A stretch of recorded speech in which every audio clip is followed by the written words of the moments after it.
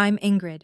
I'm 30 years old, and 3 weeks ago, my own parents threw me a birthday party just to publicly disown me in front of our entire family. 53 relatives, aunts, uncles, cousins I hadn't seen in years, a private room at the nicest restaurant in town. I walked in thinking it was a surprise celebration. I walked out. Well, I'll get to that. But here's what my parents didn't know. They weren't the only ones with a plan that night. And the woman sitting in the corner, the aunt they'd erased from our family 20 years ago, she'd been waiting for this moment. Before I take you back to that night, please take a moment to like and subscribe, but only if this story actually resonates with you. Also, I'd love to know, where are you watching from right now? Drop your location and local time in the comments. Now let me take you back 4 weeks to the phone call that started everything. I was elbow deep in wet clay when my phone buzzed. The studio smelled like earth and coffee, and I almost didn't answer. Then I saw the name on the screen, Mom. My mother didn't call. She texted, short, clipped messages that read like orders. So when her name lit up my phone, my stomach did something strange. I wiped my hands on my apron and picked up. Ingrid. Her voice was honey, sweet, almost warm. That was the first red flag. I hope I'm not interrupting your little hobby. I'm working, Mom. What's going on? Your father and I have been talking. She paused, letting the words hang. It's time the family came together for your 30th birthday. I nearly dropped the phone. In 30 years, my mother had never once called my birthday special. Most years, she forgot entirely. On my 25th, I sat by the phone all day. No one called. Not her, not Dad, not Meredith. A family dinner? I heard myself say. For my birthday? The whole family wants to see you. Her tone sharpened just slightly. Don't be late. Saturday, 7 o'clock, the Sterling. The Sterling, the most expensive restaurant in town. The place where my parents announced Meredith's medical school acceptance. The place where they celebrated everything that mattered to them. I'll be there, I said. Good. Click. I stood in my studio, phone still pressed to my ear, listening to dead air. My hands were trembling, leaving clay fingerprints on the screen. Something felt off, but hope, that treacherous, stubborn thing, whispered in the back of my mind. Maybe they've changed. Maybe this time will be different. I should have listened to my gut instead. 2 days later, Meredith showed up at my studio. She never visited. Not once in the 3 years since I'd opened this place. But there she was, standing in my doorway in her pristine white coat, looking around like she'd stepped into a foreign country. Cute space, she said. It wasn't a compliment. What do you want, Meredith? She picked up a ceramic vase, turned it over, set it down carelessly. I've been thinking about Grandma's house. There it was. The real reason. The beach house isn't for sale. It's just sitting there, Ingrid. She finally looked at me. Empty, while my clinic is drowning in debt. Grandma left it to me. That was her decision. Meredith's jaw tightened. Grandma's dead. She doesn't need a beach house. But I need capital. The family needs that money. I set down my sculpting tool, carefully, slowly.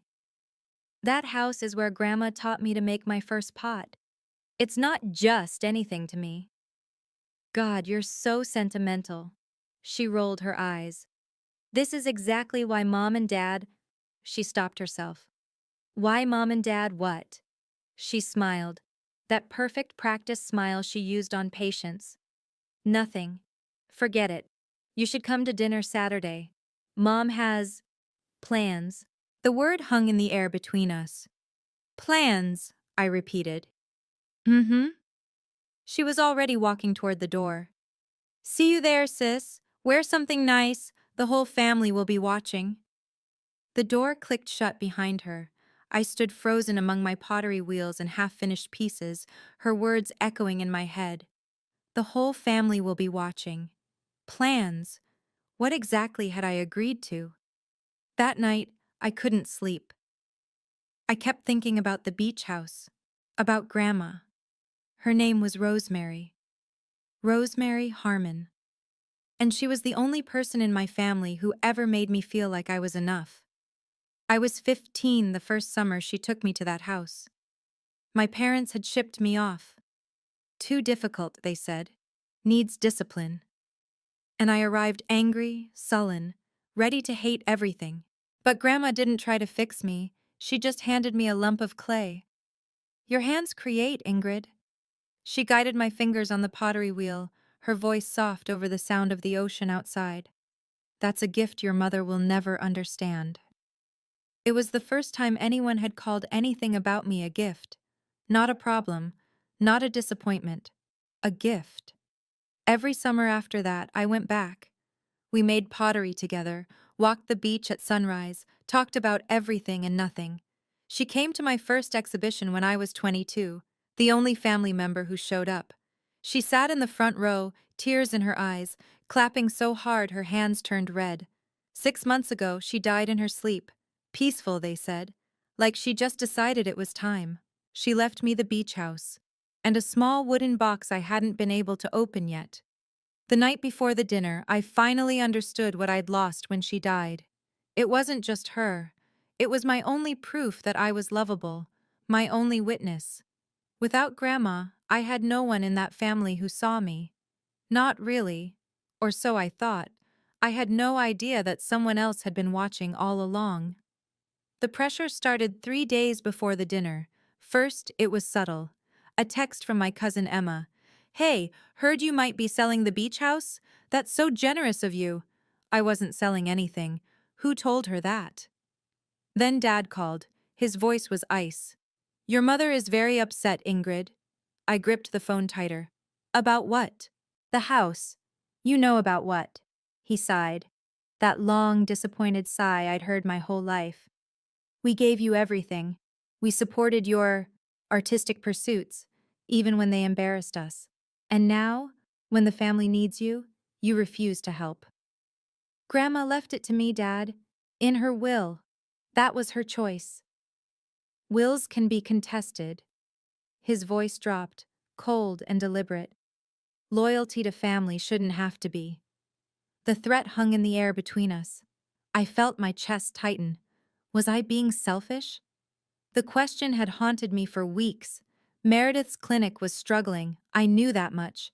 My parents had poured money into her education, her career, and here I was, sitting on a property worth over $1 million. But every time I considered giving in, I heard Grandma's voice. "Promise me, sweetheart, never let them make you small." "If you really cared about this family," Dad continued, "you'd do the right thing.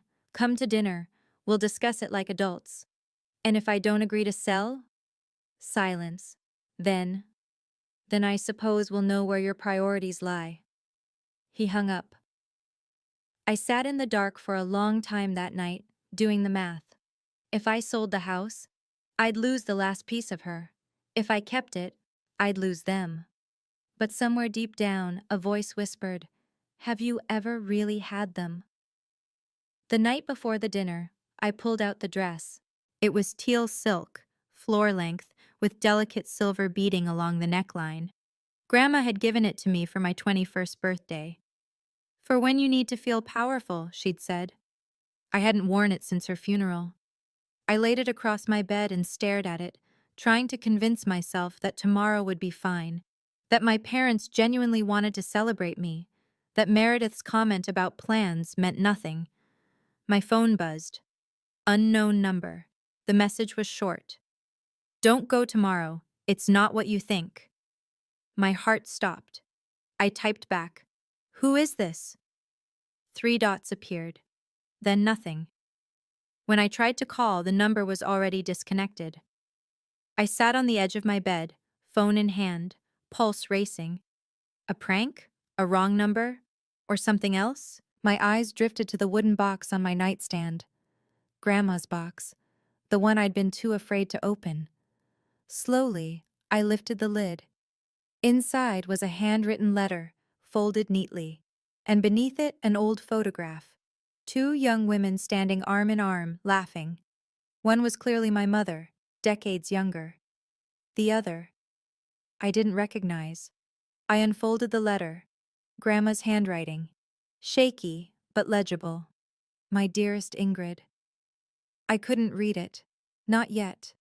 If I read it tonight, I'd lose whatever courage I had left. I needed to believe, just for one more day, that my parents might actually love me. I tucked the letter into my purse, just in case. Then I hung the teal dress on my door and tried to sleep. Tomorrow, everything would change. I just didn't know how much. The Sterling looked different at night. Crystal chandeliers, white tablecloths, the kind of quiet that costs money. I'd only been here twice before, both times for Meredith. The hostess smiled when I gave my name. Ah, yes, the Spencer party.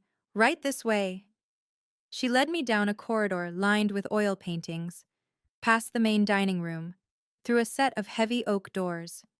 Your private room, she said, and opened them. 53 faces turned to look at me. I froze in the doorway. Aunts, uncles, cousins I hadn't seen since childhood, great aunts I'd forgotten existed, second cousins I couldn't name. They filled a massive U-shaped table that dominated the room, all of them dressed in their Sunday best, all of them staring. My heart hammered. This was a surprise party. It had to be. All these people gathered for me. But there were no balloons, no streamers, no cake. No one shouted happy birthday. Just silence. And staring. I spotted my parents at the head of the table. Mom wore pearls. Dad wore his surgeon's face, blank, clinical. Meredith sat beside them, unable to meet my eyes. And in the center of the U, directly facing the entrance, was a single, empty chair. For me.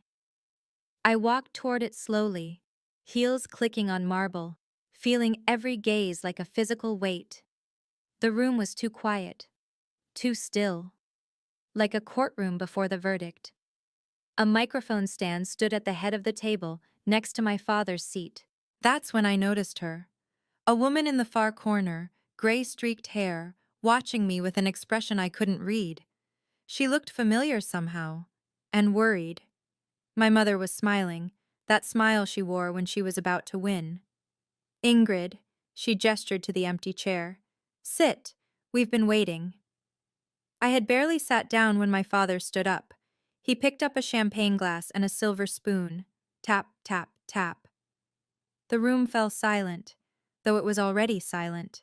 Every eye shifted from me to him. Thank you all for coming tonight. His voice carried like he was addressing a surgical theater. We've gathered here for a family matter. Not to celebrate Ingrid, not for my daughter's birthday, a family matter. My stomach turned to ice.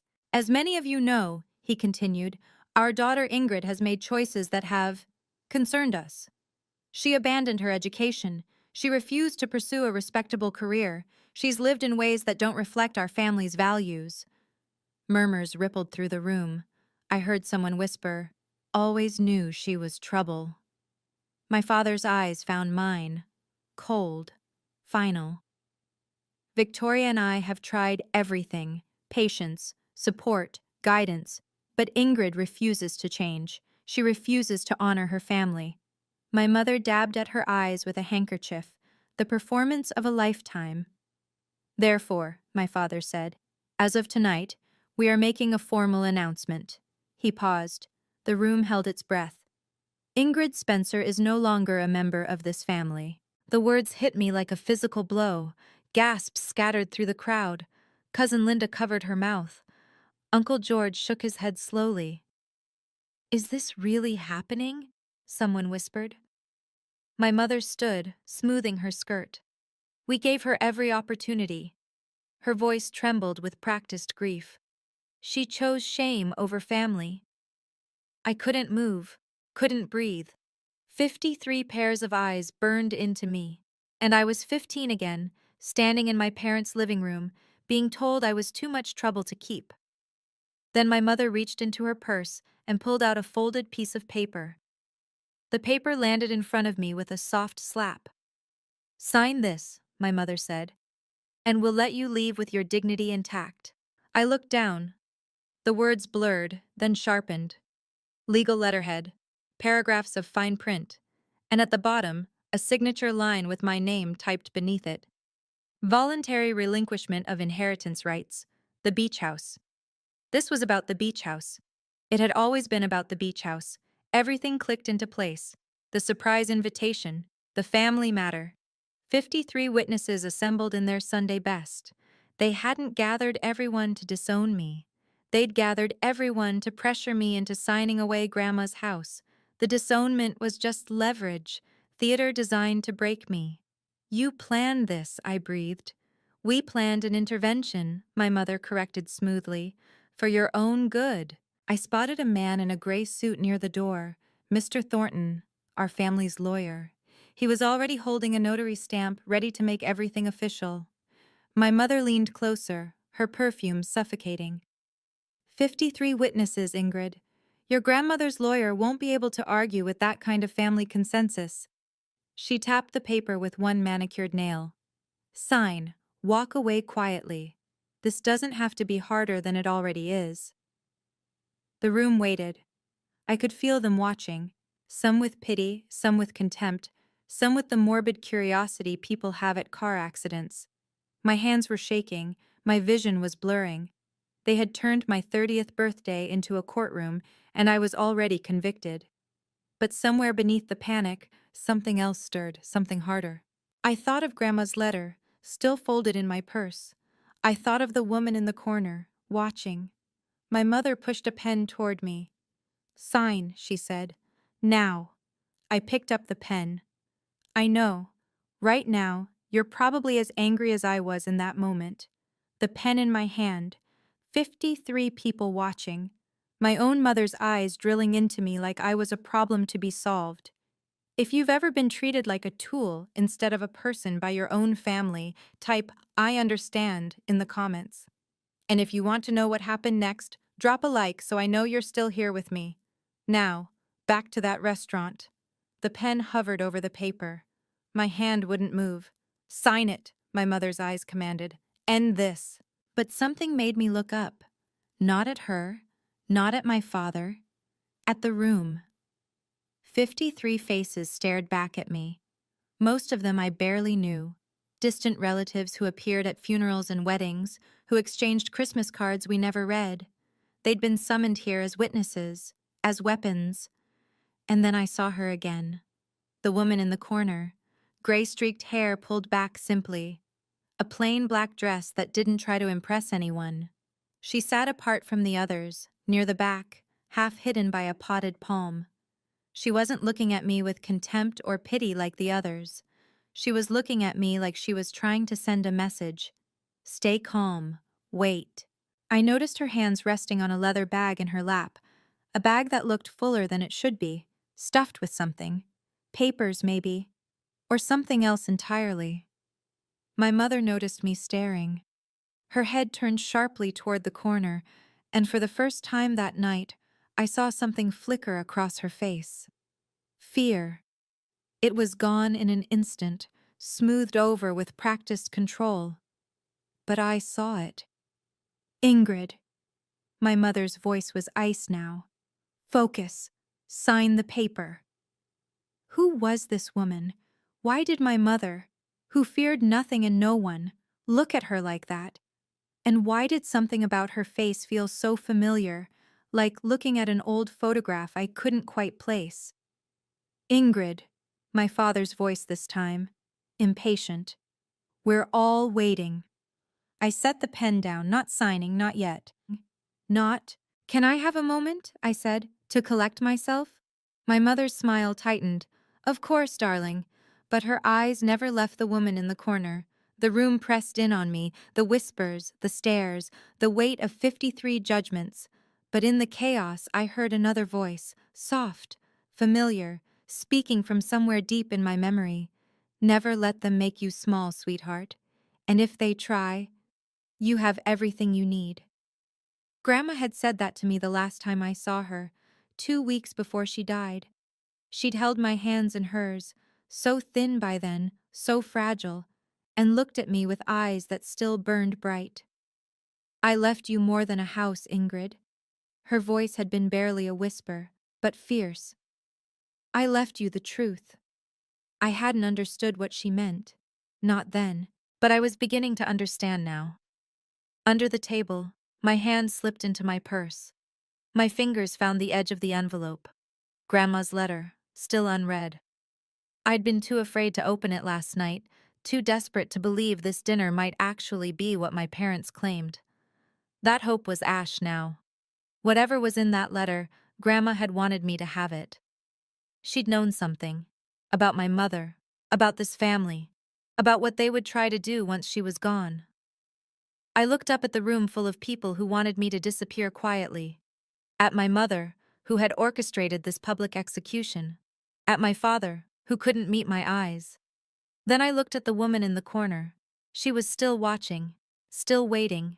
Her hand rested on that overstuffed bag. I wasn't alone. I didn't know how or why yet, but I wasn't alone. Something settled in my chest.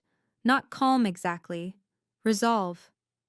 Actually, I said, my voice stronger than I expected. I do have something to say. My mother's smile flickered. What? Give me the microphone. My mother laughed. Short, sharp, dismissive. The microphone? Ingrid, this isn't a performance.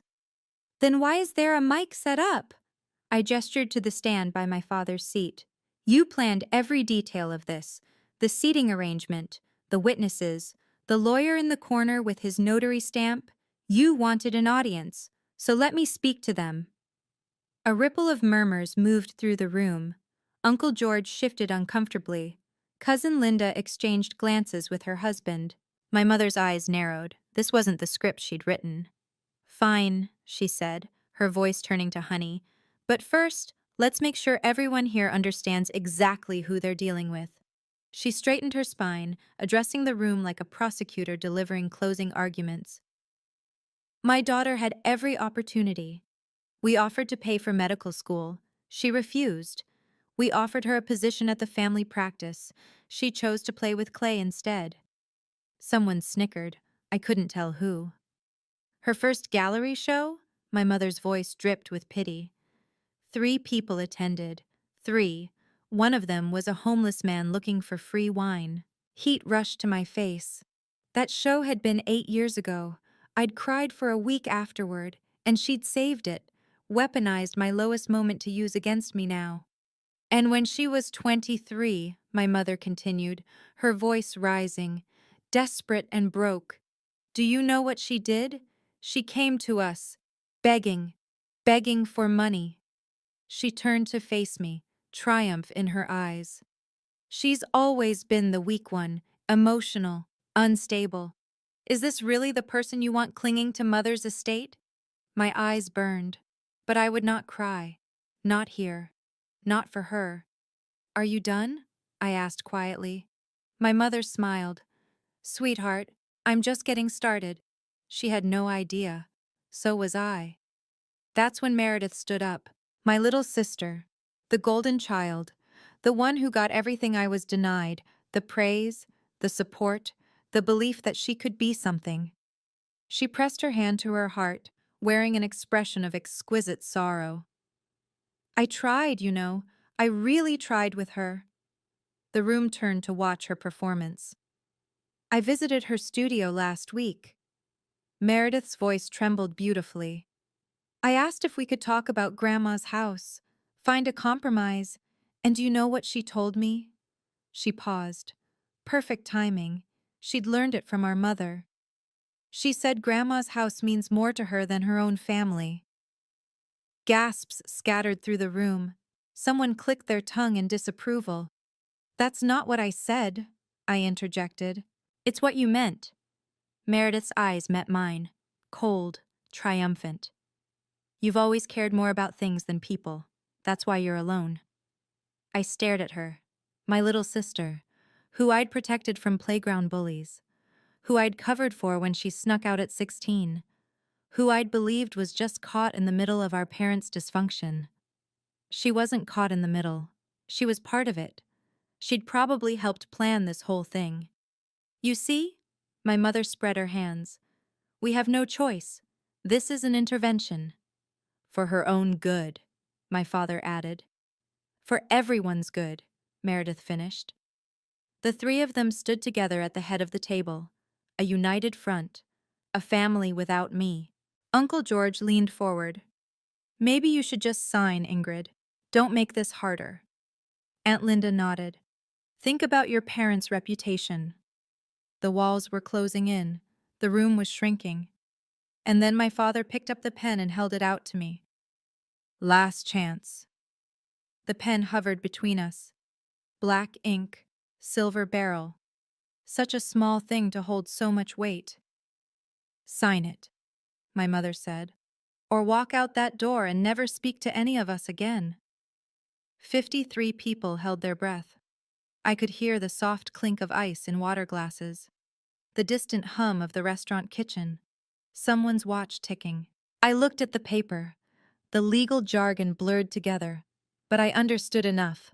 My signature would give them the house, Grandma's house, the only place I'd ever felt like myself.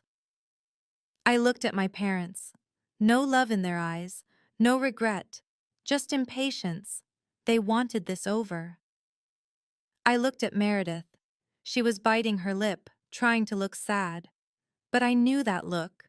That was her waiting to win look. And then I looked at the woman in the corner. She gave me the slightest nod. Her hand moved to her bag. Something shifted in my chest. Not hope exactly. Something harder, clearer. I thought, a real family wouldn't do this. I thought, Grandma would never have wanted this. I thought, I've spent 30 years trying to earn their love. What if I stopped? My hand closed around the pen. I felt its weight. My mother smiled. Then I set it down. No. The word fell like a stone into still water. What did you say? My mother whispered. I said no. I pushed back my chair and stood. I'm not signing, but I am going to say something. I reached for the microphone. My father lunged to stop me, but I was faster. You wanted an audience, I said into the mic, my voice ringing through the room. So let me give them a show. And I finally understood what Grandma meant. I had everything I needed. The microphone felt solid in my hand, real, grounding. My mother's face had gone pale. My father was half standing, unsure whether to charge at me or pretend this was all part of the plan. I didn't give them time to decide. Thank you all for coming tonight. My voice was steady, calmer than I felt. I have a few things I'd like to share. Ingrid, my mother started. You had your turn. I met her eyes. Now it's mine. The room shifted. I felt the attention swing toward me. Not as the defendant anymore, but as something else. Someone with something to say. 6 months ago, my grandmother, Rosemary Harmon, passed away. Most of you knew her. She was kind, she was generous. She was the only person in this family who ever made me feel like I mattered. A few people nodded. Grandma had been loved. She left me her beach house, not because I asked for it, not because I manipulated her, because she wanted me to have it. Because... My voice caught. I steadied it. Because she knew what would happen once she was gone. I reached into my purse. Before she died, she left me a letter. I was too scared to read it until last night. I pulled out the envelope. But I think it's time you all heard what she had to say. My mother's face went from pale to gray. Ingrid, don't, she said. Not a command this time. Almost a plea. But I was done listening to her. My dearest Ingrid, I began reading. If you're reading this at a family gathering, things have gone exactly as I feared they would. The room went absolutely still, and the woman in the corner stood up. I continued reading, my grandmother's words filling the silent room. Victoria has always seen people as tools to be used. She tried to take this house from me once, 10 years ago. Tried to convince me I was too old to manage my own affairs. When I refused, she stopped visiting. I heard someone gasp. Uncle George's wife, I think. I knew she would try again with you, sweetheart. She'll use guilt. She'll use family. She'll make you feel small and selfish for wanting what's rightfully yours. I looked at my mother. Her hands were gripping the edge of the table so hard her knuckles had gone white. But you are not small. You are not selfish. And this house is not just property. It's proof that someone in this family loved you without condition. My voice wavered. I steadied it.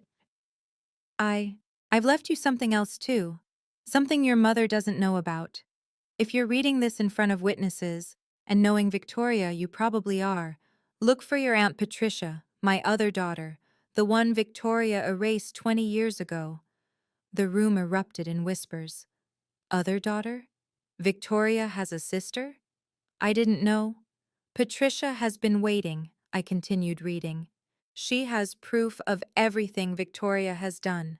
Not just to you, to me, to her, to anyone who got in the way. I lowered the letter and looked at the woman in the corner. She was standing now, a sad smile on her face. My mother had gone completely still, like a deer in headlights. "Hello, Victoria," the woman said, her voice carrying across the room. "It's been 20 years. Did you miss me?" My mother's mouth opened. No sound came out. I had an aunt, and she'd been waiting for this moment for 2 decades. Patricia walked toward the table, and the crowd parted for her like water. She moved with the calm of someone who had rehearsed this moment 1,000 times in her head. Every step measured, every breath controlled. "Mom invited me," she said, addressing the room. "Before she died, she said, 'When Victoria makes her move, be there for Ingrid.' You have no right to be here." My mother found her voice, shrill and cracking. "You were cut off. You're not part of this family." "I was cut off because I threatened to tell the truth." Patricia stopped at the edge of the table, directly across from Victoria. 20 years ago, I found out what you were doing with Mom's accounts, skimming money, forging her signature, isolating her from anyone who might notice." The whispers grew louder. Uncle George stood halfway up, then sat back down. "Lies," my mother hissed. "She's always been jealous, unstable." "That's what you told everyone." Patricia nodded slowly. "That I was crazy, delusional, that Mom couldn't trust me." She turned to face the room. "But Mom never believed you. She just didn't have the strength to fight you anymore." "Patricia," my father's voice cut through, "this is inappropriate. Whatever grievances you have—" "Grievances?" Patricia laughed softly. "Richard, do you even know what your wife did? Or were you too busy pretending not to notice?" My father's jaw tightened. He looked away. "I didn't come here to rehash ancient history," Patricia said. "I came because Mom asked me to, because she knew Victoria would do to Ingrid exactly what she did to me, what she tried to do to her." She reached into her bag and pulled out her phone. "And because," she said quietly, "I have proof." Patricia held up her phone like evidence in a courtroom. "Before Mom passed, she gave me one last task." Her voice was steady, carrying across the silent room. "She knew Victoria would make a move on Ingrid eventually. She just didn't know when." My mother's face had gone gray. "Patricia, whatever you think you have." 3 months before she died, Mom installed a voice-activated recorder in her living room. Patricia's eyes never left Victoria's. She told me where to find it, told me to wait until Victoria showed her hand. She pressed play. The first voice was my mother's, crystal clear. "We'll do it at her birthday dinner. Maximum witnesses. Maximum pressure." My father's voice next. "And if she refuses to sign?" "She won't refuse." My mother again, confident, cruel. "She's always been the weak one. This will be easy. One public shaming, and she'll fold like she always does." Then Meredith. "What if she makes a scene?" "Let her." My mother laughed. 53 witnesses watching her have a meltdown? That only helps our case. We can say she's unstable, contest the will on those grounds." Patricia paused the recording. The room was frozen. I could hear someone's sharp intake of breath. Uncle George had his hand over his mouth. "There's more," Patricia said quietly. 20 minutes of it. Every detail of tonight's plan. including how you'd use all of them. She gestured to the assembled relatives, as props in your little theater. That recording was obtained without consent, my mother hissed, grasping at straws. Single-party consent state. Patricia's voice was calm. Mom was in her own home. It's admissible anywhere. The silence stretched. Then Uncle George spoke, his voice heavy. Victoria, what have you done? My mother had no answer. Now I know what you might be wondering. Why did Patricia help? Why wait 20 years? The answer is simple. Sometimes the people who save us are the ones who've walked the same path first. Patricia knew what it felt like to be erased by my mother. She wasn't about to let it happen again. Have you ever had someone like that in your life? Type yes in the comments if you have. And if you want to see how my mother reacted to being exposed, stay with me. The best part is coming. The room was still reeling when I picked up the microphone again. Not to attack, not to gloat, just to be clear. Mom, Dad. I looked at them directly. You wanted to disown me tonight? Consider it done. My mother opened her mouth to interrupt. But not on your terms, I continued. On mine.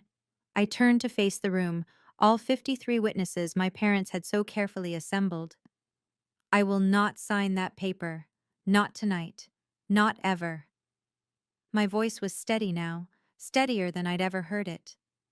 The beach house was left to me by my grandmother, legally and rightfully. Her will was clear. Her intentions were documented. I looked directly at Mr. Thornton, the lawyer still clutching his useless notary stamp in the corner. And for the record, Grandma's will includes a protective clause. Any document signed under duress or coercion is automatically void. I gestured around the room. Your 53 witnesses? They just watched you attempt to coerce me. On camera. I pointed to the sterling security dome in the ceiling. In a restaurant with surveillance. Mr. Thornton's face went pale. He quietly slipped the notary stamp back into his briefcase. That clause also states that any family member who attempts to contest the will through manipulation forfeits their own inheritance from the estate. I let that sink in, watched my mother's jaw tighten, watched my father's face drain of color. So by all means, Mom, contest it. See what you have left when you're done. Silence. Absolute silence. And one more thing. I set down the microphone with a soft thunk. I didn't bring shame to this family. I brought inconvenience. There's a difference. I chose to live my life instead of performing in yours. That's not a crime. It's called growing up. I looked at my father. He wouldn't meet my eyes. I looked at Meredith. She was crying now, though I couldn't tell if it was shame or self-pity. I'm leaving now, I said. Anyone who wants to join me is welcome. I turned toward the door, and I didn't look back. I was 3 steps from the door when my mother lost control. This is ridiculous! Her voice cracked like a whip. Patricia has always been jealous, a liar. She was never stable. Victoria. Uncle George's voice cut through, heavy, disappointed. Stop. My mother wheeled on him. George, you can't possibly believe. We all heard the recording. He stood slowly, his chair scraping against the marble floor. We heard you planning this, planning to humiliate your own daughter for money.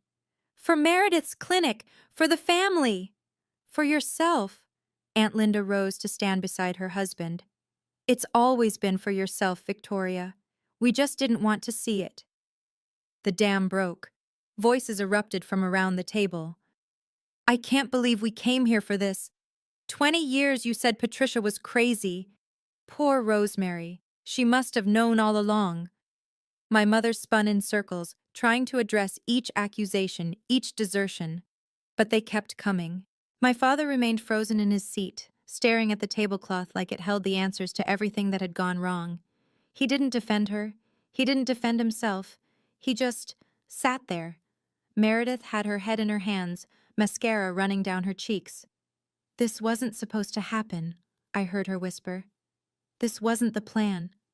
The plan failed. Patricia's voice was gentle, almost pitying. They usually do when they're built on cruelty. People were standing now, gathering their coats, heading for the door. "Where are you going?" my mother demanded. "We're not finished." But they were finished.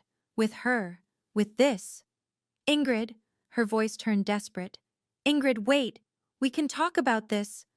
I stopped at the door. "No, Mom," I said quietly. "We really can't." And I walked out. The night air hit my face like a blessing. Cool, clean, free. I stood on the sidewalk outside the Sterling, my heart pounding, my hands still trembling. But I was smiling. I couldn't help it. I was actually smiling. "Ingrid, wait!" I turned. 3 figures were hurrying out the restaurant door. Young faces, worried faces. Emma, Tyler, and Lily, my younger cousins. Emma reached me first, slightly out of breath. "Can we come with you?" I blinked. "What?" "We don't want to stay in there." Tyler jerked his thumb back toward the restaurant. That was insane. What they tried to do to you." Lily nodded vigorously. She was only 19, the youngest of the 3. "My mom always said I should be more like Meredith, but I think—" She hesitated, then squared her shoulders. "I think I'd rather be like you." Something cracked open in my chest. Not pain this time, something warmer. "Are you sure?" I asked. "Your parents—" "Can make their own choices," Emma said firmly, "just like we can make ours." Behind them, I could see more people streaming out of the Sterling. Some got into cars quickly, heads down, wanting to escape the fallout. Others stood in clusters, talking in low, urgent voices. And through the glass doors, I could still see my mother. She was standing alone now, arms wrapped around herself, watching everyone leave. "You'll regret this!" Her voice carried through the door, muffled but audible. "All of you!" Nobody turned around. "Come on," I said to my cousins. "There's a diner 2 blocks from here. I could use some coffee." "And pie," Tyler added. "Definitely pie." We walked away together. 4 of us. A new kind of family. Behind us, the door of the Sterling swung shut. That night, after the diner, after saying goodbye to the cousins, I went home alone. My apartment felt different, smaller somehow, but also safer. I sat on my bed in the dark, still wearing the teal dress, and let myself feel everything I'd been holding back. I cried. Not the pretty kind of crying, the messy, ugly, heaving kind. The kind that comes from years of holding your breath and finally letting go. My phone buzzed constantly. Texts from numbers I didn't recognize. Voicemails I couldn't bring myself to check. I imagined my mother leaving increasingly frantic messages, alternating between rage and false sweetness. I turned the phone off. In the silence, I thought about what I'd lost that night. My parents, my sister, the fantasy that if I just tried hard enough, they would love me. But that fantasy had been hurting me for 30 years. It was time to let it die. I thought about the look on my father's face when the recording played. No shock, no horror, just resignation. He'd known. He'd always known what my mother was capable of. He'd just chosen to look away. I thought about Meredith, crying into her hands. Not for me, for herself, for the money she wasn't going to get, the bailout that wasn't coming. They had never seen me as a daughter or a sister. I was a resource, a problem, a piece on their chessboard just like Grandma said. But not anymore. I picked up Grandma's letter from where I'd dropped it on my nightstand. Read the last lines again. "Don't mourn the family you deserved, sweetheart. Build the one you choose." I folded the letter carefully and held it against my chest. "Okay, Grandma. I will." The fallout came faster than I expected. Emma called me a week later with updates, her voice bright with vindicated glee. "Uncle George and Aunt Linda pulled their investment from Meredith's clinic," she reported. "Said they couldn't trust the family's financial judgment after what they witnessed." I leaned back in my studio chair. That's significant. "It gets better." Emma was practically giddy. 3 of Mom's friends from church stopped talking to her. Word got out about the birthday intervention. People are calling it that now, like it's a scandal. It was a scandal. My mother had built her entire identity around being the perfect matriarch, respectable, admired, in control. Now everyone knew the truth. And your dad? I asked carefully. Dropped out of the golf club. Emma's voice softened. He told someone he was taking time to reflect. I think that's code for too embarrassed to show his face. A week after that, Meredith called me. I almost didn't answer. You ruined everything. Her voice was raw, broken. My clinic might have to close now. I closed my eyes. That's not my burden to carry, Meredith. It never was. It's a family burden. No, it was a Meredith burden that you tried to make mine. There's a difference. Silence on the line. Then, I can't believe you did this to us. I didn't do anything to you. I kept my voice steady. I just refused to let you do it to me. She hung up without another word. I set my phone down and looked around my studio, at the pottery wheels, the half-finished pieces, the life I'd built despite everything they'd said about me, the life I was finally free to live. Patricia and I met for coffee on a rainy Tuesday. She looked different in daylight, softer, less like a secret weapon, and more like what she was, a woman who'd spent 20 years carrying a heavy truth. I owe you an explanation, she said, wrapping her hands around her mug, about what happened, why I disappeared. I'd like that. She took a deep breath. 20 years ago, I found receipts, bank statements. Your mother had been siphoning money from Mom's accounts for years, small amounts at first, then bigger. When I confronted her, Patricia paused. She didn't deny it. She just smiled and said, "Who's going to believe you?" I felt sick. And no one did. No one wanted to. Victoria was the successful one, the doctor, the golden child. Patricia laughed bitterly. Sound familiar? Meredith. History repeating. She nodded. When I threatened to go to the police, Victoria told everyone I was having a breakdown, paranoid delusions. She even got a family friend, a psychiatrist, to suggest I needed rest. By the time I could defend myself, I was already the crazy sister. But Grandma knew. Grandma always knew. Patricia's eyes glistened. She just didn't have the strength to fight Victoria anymore. So she planned, she waited, she set things up so that when Victoria finally made her move on you, I'd be there. 20 years of waiting, I murmured. That's a long time. It was. Patricia reached across the table and squeezed my hand. But you were worth it. Mom thought so. And now I know why. We sat in comfortable silence, rain streaking down the windows. Your mother doesn't hate you, Ingrid, Patricia finally said. She fears you, because you're the one thing she couldn't control. I let that truth settle into my bones. 1 month later, I stood on the deck of Grandma's beach house, watching the sun set over the water. The house was exactly as she'd left it. Faded floral curtains, mismatched pottery on every shelf, some hers, some mine, all made with love. The smell of salt air and old wood and something indefinable that just felt like her. I'd been here 3 times since the dinner. Each time it hurt a little less. This time, it almost felt like coming home. I'd started teaching pottery classes on weekends. Nothing fancy, just a folding table on the deck, a portable wheel, and whoever wanted to learn. Emma came to the first one, Lily to the second. Tyler showed up last week, sheepish, claiming he was just curious. Patricia visited every Sunday for dinner.